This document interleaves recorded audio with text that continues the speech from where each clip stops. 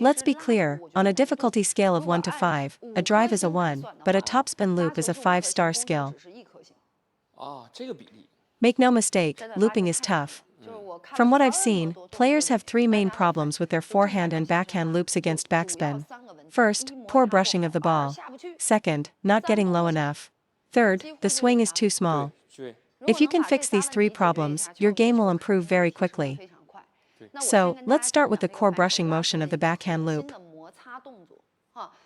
First, for Penhold players, because the brushing technique is different for Penhold and Shakehand, we teach them separately. The problem with the Penhold grip is that the inward wrist angle isn't as natural as it is for Shakehand.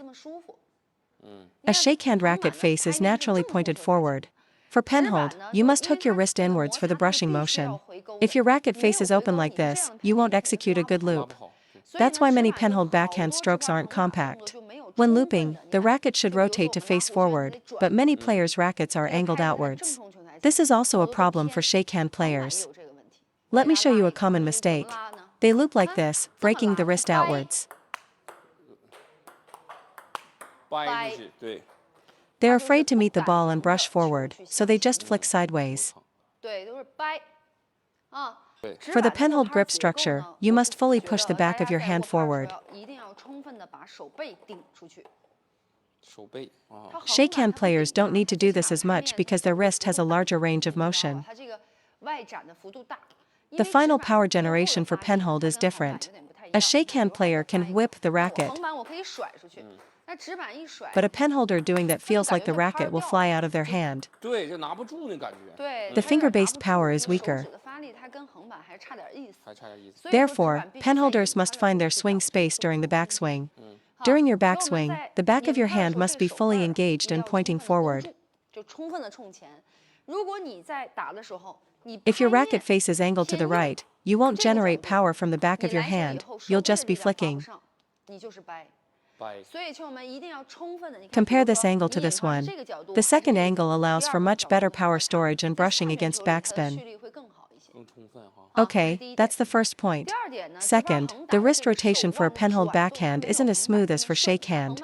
The Shakehand grip feels very natural, like throwing a frisbee. Penhold is different. As I said, when you try to whip it, you feel like you're losing your grip. That's why you must fully drop your wrist. Many penholders have a backswing like this. How can you loop well from here? This is just lifting or scooping the ball. So, the tip of your racket must point slightly down. Penholders can even exaggerate this a bit more. Almost like a backhand flick. Drop the wrist more. Third, I need to explain the rotation. This part is basically the same for both Penhold and Shakehand. During the rotation, many players fail to uncoil their wrist properly.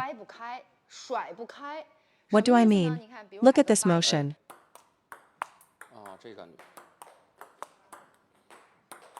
Did you notice? The racket head and wrist don't change their angle at all. The correct follow-through should look like this. The racket tip should be pointing forward and up. But many of you finish like this, which shows you are just lifting with your arm. This is a bigger issue for penholders, I think because they're afraid of letting the racket go. A Shakehand player can't really lose their grip, even with a full wrist snap. Penholders tend to hold back. Many players finish their loop with the racket at this angle. This is purely a shoulder and arm lift. See? It's all arm.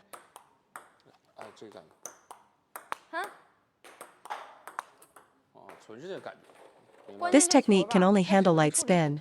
Against heavy backspin, you will never lift the ball this way, and you'll get jammed by the pace.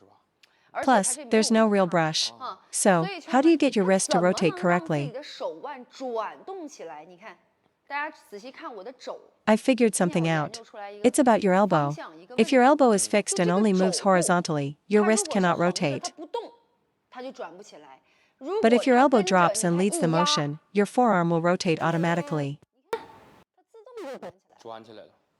So for this shot, you can't keep your elbow joint stable like you do for a drive. You have to let it rotate, like a windshield wiper. Exactly, let it rotate.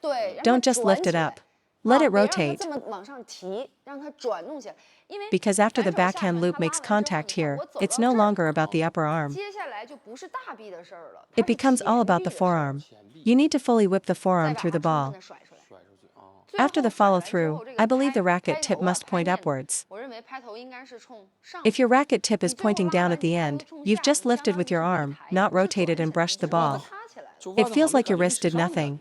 You're missing that crucial brushing element from your fingers and wrist. Let me demonstrate using just this brushing motion. Watch, everyone. Let it rotate. Look closely. This is without using my body, just the core finger, wrist, and a bit of forearm action. See how great the arc on the ball is. I can hit a high arc loop or a power loop at will. Otherwise, your stroke will really be lacking. It's just not effective, and it doesn't even look smooth. It feels awkward. It's missing a key component. So let's summarize. First, the back of your hand must face forward toward the table. Second, slightly drop the racket face and racket tip. Third, on contact, let the racket head rotate through. Rotate, rotate, rotate, and stop. You must have rotation. Common mistakes are, the racket head points right, and the back of the hand also points right instead of forward. The second mistake is the racket head pointing up, in this position. The third is lifting the shoulder and elbow instead of rotating the wrist. You must let it rotate. Now let's talk about the shakehand grip. Truthfully, both Penhold and Shakehand have their own advantages. The advantage of Shakehand is the flexible transition between forehand and backhand. To better teach my Penhold students, I now play matches and practice with a Penhold grip myself, just to get a better feel for it.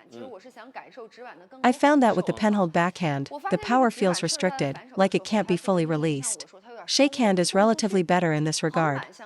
The principles for the shakehand loop are actually the same. First, drop the wrist slightly, though you can't drop it as much as a penholder. Having the racket tip point slightly to the side and down is enough. Second, most players get stuck on the wrist action when doing a backhand loop. Watch me demonstrate two ways, and you tell me which looks better. Here is the first stroke.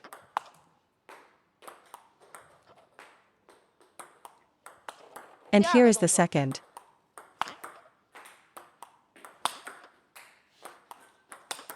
The sound is completely different. The second one is clearly better. Between the first and second stroke, the biggest difference is, the first one can't handle the pressure of the ball. The biggest difference is the wrist. In the first example, the wrist is flat. You can't absorb the ball's pressure, and you get jammed, with the ball pushing you back. But if I keep my wrist firm and forward, I can meet the ball in front. It's most obvious against heavy backspin. With a flat wrist like this, you'll be jammed immediately, because your force is directed this way, which is empty. You have no support here. But if you hold your wrist firm and in front, you can apply force against the ball. You can use its pace and brush it with power. So the key point is that many players don't adjust their grip to firm up the wrist when transitioning from forehand to backhand. After a forehand, they switch to backhand like this, and their brushing motion is all done with a passive wrist. They don't make that adjustment to firm it up. It's always this passive motion. Think about it, whether it's your stroke or your friend's strokes, it's always like this, not projected forward. So they can't brush the ball with a firm, engaged wrist. The same applies to topspin rallies. You need to meet the ball with force to flick it. Without this action, you can't withstand the pressure. When you can't hold firm, all your shots become like this. And this leads to another problem. Against backspin, you'll often miss the ball or graze it weakly. For example, against backspin, their stroke doesn't move towards the ball.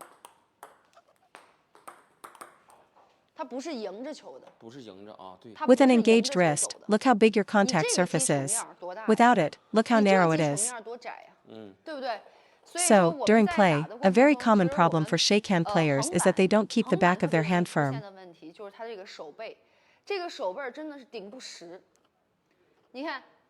I saw a great photo of Wang Manyu's technique. Her form is perfect. Look closely at her hand position here. In a backhand dominant system, you must have this firm wrist to be solid, whether you're blocking, punching, flicking, or looping. The moment you let your hand pull back like this, the ball's power will overwhelm you. Yes, it's even more obvious against backspin. The wrist isn't stable, it feels loose. If the back of your hand isn't firm, the ball is essentially jamming you. And you can't push back. This is a critical point. Second is the brushing motion. For the shakehand brush, you need to check if you're completing the rotation. Just look at your racket head. Notice that during the backswing, the racket tip points to the lower left, at a diagonal angle. Contact, brush, brush, and stop. At the end, just like with Penhold, the racket tip should point up. Let me hit one for you. Watch.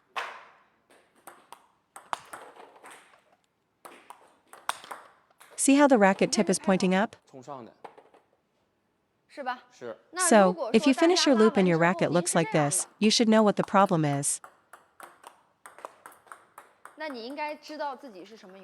If you don't lift your arm properly at contact, the ball will definitely hit the net.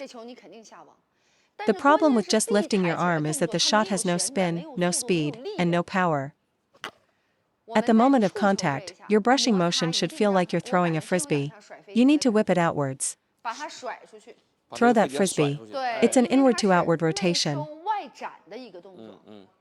If you don't have the inward coil or the outward release, and you just push forward from your chest, how can you generate spin? You can't. It's like a frisbee that won't fly far. It gets to here and just drops. It can't go forward. It doesn't have good forward momentum.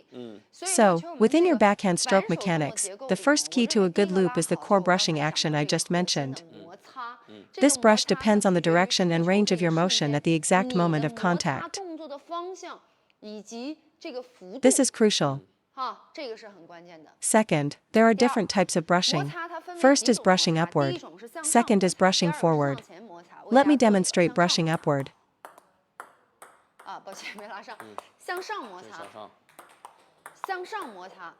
The second type, brushing forward. The first type, brushing upward, is your traditional high arc, loopy topspin. The second type is brushing forward. Now here's the problem. When your opponent gives you a ball, you aren't brushing forward. Just like on the forehand, the more spin there is, the more you just try to lift it up. Let me show you. You try to scoop it up, but it still goes in the net. This is because there's no forward drive to counter the spin. When the ball is chopped to your backhand, it's different from the forehand. The forehand side has more space. I can take a bigger backswing and create a powerful impact.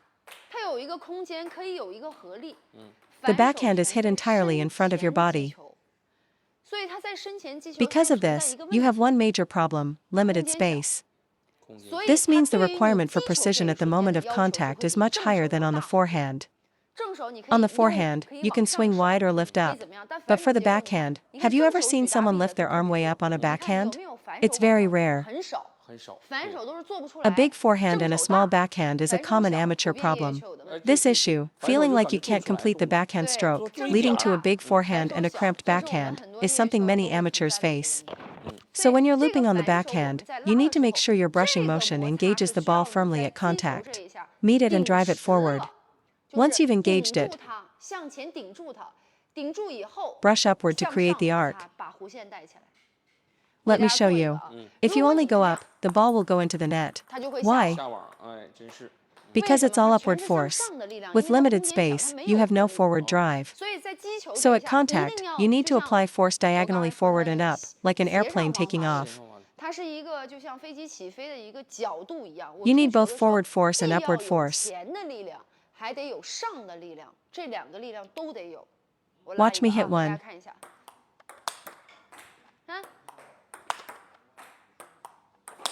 Both forward and upward force are needed to lift the ball over the net. If you only go forward, you won't get enough arc. If you only go up, you won't get enough forward drive. So the motion must be forward and upward. Imagine starting from your left knee, coming up to your abdomen, then up to your chest, and finally stopping around your neck level. You need to complete this entire path. But remember, the path is not straight up, it's diagonally forward and up.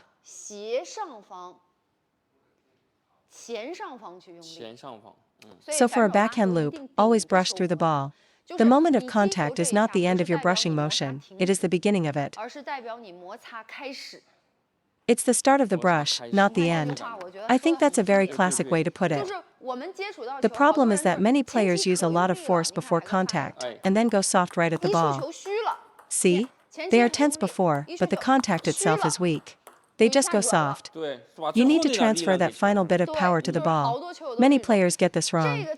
The correct sequence is, relax during the backswing to store energy, then at the moment of contact, concentrate all your power into that single instant.